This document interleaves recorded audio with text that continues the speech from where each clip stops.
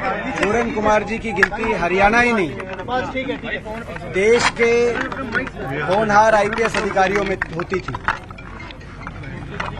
ADGP rank के वरिष्ठ पद पे एक ऐसे होनहार आईपीएस अधिकारी को ऐसा कदम उठाना पड़ा हो तो आप अंदाजा लगा सकते हैं कि क्या चल रहा था।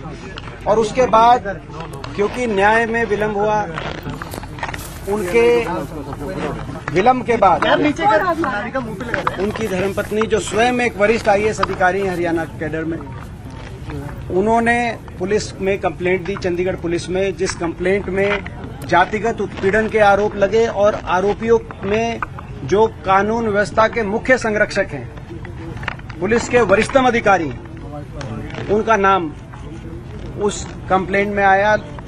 देश ये न्याय चाहता है और न्याय तब होगा जब निष्पक्ष जांच होगी और दोषियों को कड़ी से कड़ी सजा मिलेगी। लेकिन पिछले कंप्लेंट देने के बाद पिछले 2-3 दिनों में जो न्याय का चक्र है वो जिस गति से घूमना चाहिए वो नहीं घूम रहा। आज आपने देखा परिवार की बिना सहमति के पोस्टमार्टम तक की बात सरकार ने सोची, जो कि मैं समझता हूं कि स्वीकार्य नहीं है। न्याय होना भी चाहिए और न्याय होता हुआ देश को दिखना भी चाहिए, क्योंकि ये इतना गंभीर मामला है। इस तरह का मामला जब न्याय देने वाले ही आरोप के घेरे में हो तो पूरे सिस्टम पे सवालिया निशान है, पूरा सिस्टम संदेह के घेरे में है। हम पूरी तरीके से पीड़ित परिवार के साथ हैं। आज श्रीमती सोनिया गांधी जी का भी संदेश पीड़ित परिवार के लिए आया, वो भी आपने देखा। और एक जिम्मेदार प्रदेश में, चाहे हरियाणा की बात हो चाहे पंजाब की बात हो, अभी चन्नी जी आपको सारी बात बताएंगे, एक जिम्मेदार विपक्ष के रूप में भी हमारी सरकार से मांग है कि न्याय हो और न्याय में देरी ना हो। देश की सरकार, प्रदेश की सरकार की तरफ टकटकी लगाए, ना सिर्फ दलित समाज लेकिन 36 बिरादरी, हर वर्ग, हर देशवासी देश की सरकार की तरफ देख रहा है कि न्याय हो और दोषियों को कड़ी से कड़ी सजा दिलवाए सरकार। लेकिन आज दुर्भाग्य की बात यह है कि जो पीड़ा थी जब ये खबर आई, आज वो और पीड़ा, क्योंकि 2-3 दिन से जो चला वो सारा उसको देखकर देश के लोगों के हाथ केवल निराशा लगी। और इसकी लड़ाई हम लड़ते रहेंगे। एसपी रोहतक को जो आज एक ये जो भी आदेश आए हैं उससे पूरी संतुष्टि नहीं है। परिवार की संतुष्टि होनी चाहिए। परिवार की संतुष्टि में समाज की संतुष्टि है, परिवार की संतुष्टि में हम सब की संतुष्टि है, देशवासियों की संतुष्टि है। जो अभी तक कार्रवाई हुई है उस कार्रवाई से परिवार की संतुष्टि नहीं। आप काफी देर मुलाकात करके आए थे, क्या कुछ बात हुई?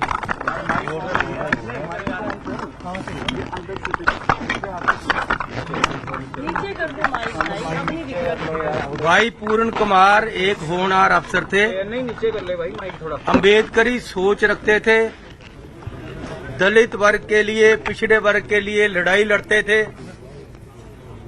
और इतने अच्छे ऑफिसर थे कि उनको राष्ट्रपति मेडल मिला है। ऐसे ऑफिसर को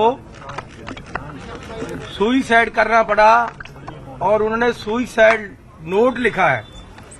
एफआईआर में एडीजीपी लेवल वाले अफसर को भी आज इंसाफ नहीं मिल रहा।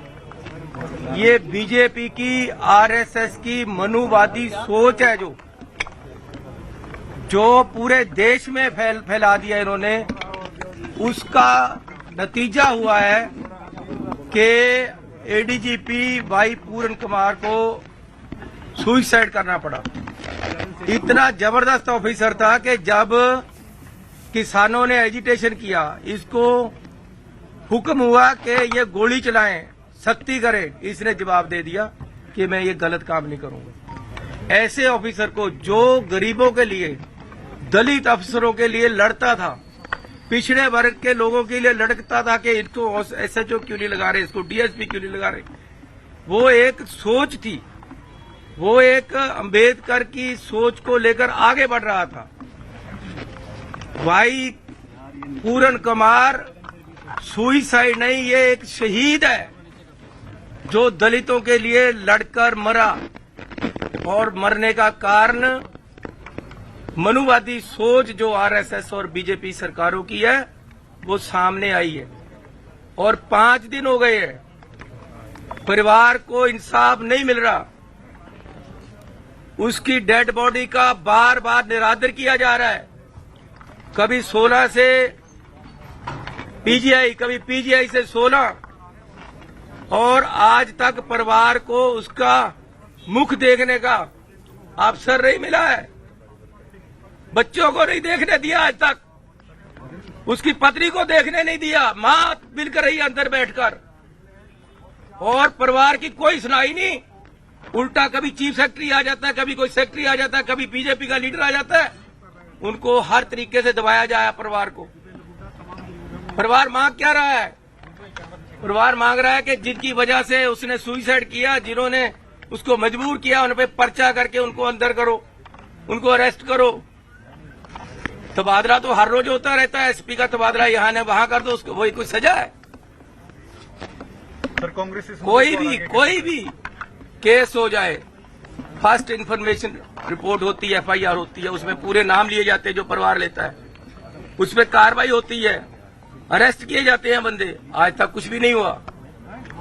सो हम परिवार को सहानुभूति नहीं, हम परिवार के साथ हैं। ये हमारा गया है, ये बंदा शहीद हुआ है, इसने गरीब लोगों के लिए लड़ाई लड़ी है और अंबेडकर सोच को आगे बढ़ाया है। ये हर रोज की कहानी है आरएसएस और बीजेपी के राज में, ये बर्दाश्त होने वाली नहीं है। हम लोग चुप नहीं बैठेंगे, कांग्रेस क्या कोई पार्टी चुप नहीं बैठेगी। हम सब लड़ाई लड़ेंगे जब तक परिवार को इंसाफ नहीं मिलता। हम परिवार के साथ हैं। भूपेंद्र जी, क्या होगा हरियाणा में कांग्रेस का एक्शन क्या होगा? देखिए, इसमें जैसे कहा अभी चन्नी जी ने कि ये केवल हरियाणा का विषय नहीं है, ये हरियाणा और पंजाब का विषय भी नहीं है, ये पूरे देश का विषय है, ये एक समाज का विषय भी नहीं है। ऐसे अपराइट ऑफिसर को अगर न्याय हमारा सिस्टम नहीं दिलवा पाया, किस तरह के राजनीतिक इसके पीछे बातें सामने आ रही हैं, ये पूरे देश के लिए, हर देश के उस नागरिक के लिए जिसके दिल के अंदर इंसानियत है, जिसके दिल के अंदर संविधान के प्रति कोई आस्था है, उसके लिए न्याय की लड़ाई है। और एक जिम्मेदार विपक्ष की तरह जहां हमारी जिम्मेदारी परिवार, और इन्होंने एक कमेटी भी बनाई है, वो आगे की सारी बात अपना कर रहे हैं उनकी ओर से, और हमारी खुद की विवेक में जहां जहां जो लड़ाई लड़नी होगी, हम उस लड़ाई लड़ने में पीछे नहीं हटेंगे। जब तक न्याय नहीं मिलेगा इस परिवार को, हम लड़ाई लड़ेंगे। राहुल गांधी आ रहे हैं क्या?